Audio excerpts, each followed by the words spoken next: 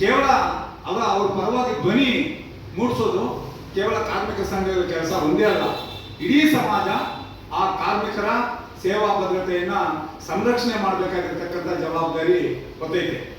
ಬೆಂಗಳೂರಲ್ಲಿ ಅನೇಕ ಸಾಫ್ಟ್ವೇರ್ ಇಂಜಿನಿಯರ್ಗಳು ತಮ್ಮಂತ ಏನು ಪತ್ರಿಕಾ ಮಾಧ್ಯಮದಲ್ಲಿ ಕೆಲಸ ಮಾಡುವಂತ ಚಿಂತಕರು, ಜಡ್ಜ್ಗಳು, ಅನೇಕ IAS ಆಫೀಸರ್ಗಳು, ವಿಜ್ಞಾನಿಗಳು, ವಿದ್ಯಾರ್ಥಿಗಳು, ಶಿಕ್ಷಕರು ಎಲ್ಲ ವಾಸ ಮಾಡ್ತಾ ಇದ್ದಾರೆ ಬೆಂಗಳೂರಲ್ಲಿ. 29 ಲಕ್ಷ ಕಟ್ಟಡಗಳಿದೆ ಬೆಂಗಳೂರಲ್ಲಿ. ಅದು ವಾಣಿಜ್ಯ ಕಟ್ಟಡಗಳು, ಏನು ಸಮುಚ್ಚಯಗಳು ಮತ್ತು ಮನೆಗಳೈತೆ.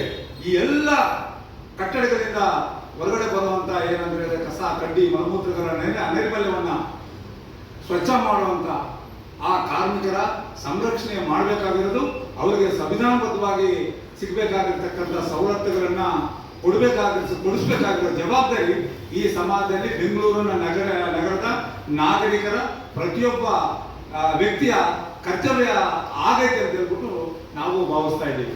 ಆ ನಿಟ್ಟಿನಲ್ಲಿ ಇವತ್ತು ಪ್ರೆಸ್ ಮೀಟ್ ಕರೆಯೋಕೆ ಮೂಲ ಕಾರಣ ಏನಂತ ಹೇಳಿದ್ರೆ, ನಾಳೆ ನಾವು ಸರ್ಕಾರಕ್ಕೆ ಏನು ಹಾಲಿ ಎಲ್ಲ ನಮ್ಮ ಸಂಘಟನೆಯಿಂದ ಮಾಡಿರ್ತಕ್ಕಂಥ ನಿರಂತರ ಪ್ರಯತ್ನದಿಂದ ಬೆಂಗಳೂರಲ್ಲಿರ್ತಕ್ಕಂಥ ಘನತ್ಯಾಜ್ಯ ನಿರ್ವಹಣೆಯ ಚಾಲಕ ಮತ್ತು ಸಹಾಯಕ ಲೋಡರ್ಗಳನ್ನ ಅವರಿಗೆ ಪೇಮೆಂಟ್ ಅನ್ನ ನೇರವಾಗಿ ಅವರ ಖಾತೆಗೆ ವರ್ಗಾವಣೆ ಮಾಡಿ ಅಂತ ಹೇಳ್ಬಿಟ್ಟು ಸರ್ಕಾರ ಆದೇಶ ಮಾಡೈತೆ.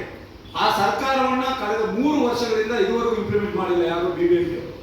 ಅದಕ್ಕೆ ಏನ್ ಗೊತ್ತಂದ್ರೆ ಕಾರಣ ಏನು, ಅದ್ರ ಹಿಂದೆ ಯಾರ್ಯಾರು ಕೆಲಸ ಮಾಡ್ತಾ ಇರೋದು ಅನ್ನೋದನ್ನ ಅದು ಅಗೋಚರವಾಗಿ ನಮಗೆ ಕಾಡ್ತಾ ಇರೋದ್ರಿಂದ ಆಲ್ರೆಡಿ ಸರ್ಕಾರ ಮಾಡಿರ್ತಕ್ಕಂಥ ಆದೇಶವನ್ನ ಜಾರಿ ಮಾಡಿ ಅಂತ ಒತ್ತಾಯಿಸೋಕೆ, ಅದ್ರ ಜೊತೆಯಲ್ಲಿ ತಮಗೆಲ್ಲ ಈಗಾಗಲೇ ಹಲವಾರು ಬಾರಿ ಹೇಳಿದ್ದೀವಿ, IPD ಸಾಲಪ್ಪನವರ ಸರ್ಕಾರಿ ಸುತ್ತೋಲೆ, ಆ ಸರ್ಕಾರಿ ಸುತ್ತೋಲೆಯ ಅಂಶ 6ರಲ್ಲಿ ಸತತ 1 ವರ್ಷ ಯಾರು ಕೆಲಸ ಮಾಡಿದ್ದಾರೆ ಅವ್ರನ್ನ ಹಂಗೆ ಕನ್ಫರ್ಮ್ ಮಾಡಬೇಕು, ಹಂಗೆ ಏನು ಅಂತಂದ್ರೆ ಕಾಯಂ ನೌಕರರಾಗಿ ವಿಲೀನ ಮಾಡ್ಬೇಕು ಅಂತ ಹೇಳ್ಬಿಟ್ಟು ಸರ್ಕಾರಿ ಆದೇಶ ಆಗೈತೆ.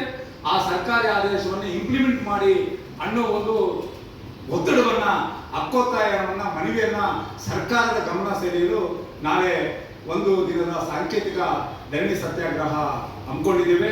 ಈ ಒಂದು ಧರಣಿ ಸತ್ಯಾಗ್ರಹ ಒಂದು ಇಡೀ ಸಮಾಜದ ಮುಖಿಯಾಗಿ ಚರ್ಚೆ ಆಗಲು ಅದರ ಪ್ರಮುಖವಾಗಿರ್ತಕ್ಕಂಥ ಪಾತ್ರವನ್ನ ತಾವು ವಹಿಸೋ ಮೂಲಕ, ಏನು ನಿಮ್ಮ ಮನೆ ಕಸ ಸ್ವೀಕಾರ ಮಾಡ್ತಾ ಇದ್ದಾರಲ್ಲ, ನಮಗೆಲ್ಲ ಆರೋಗ್ಯ ರಕ್ಷಣೆ ಕೊಡ್ತಾ ಇದ್ದಾರಲ್ಲ, ಆ ಕಾರ್ಮಿಕರ ಒಂದು ಬದುಕನ್ನ ಹಸಿರು ಮಾಡೋದಕ್ಕೆ ನಮ್ಮ ಜೊತೆಗೆ ನೀವು ಕೈ ಜೋಡಿಸ್ಬೇಕು.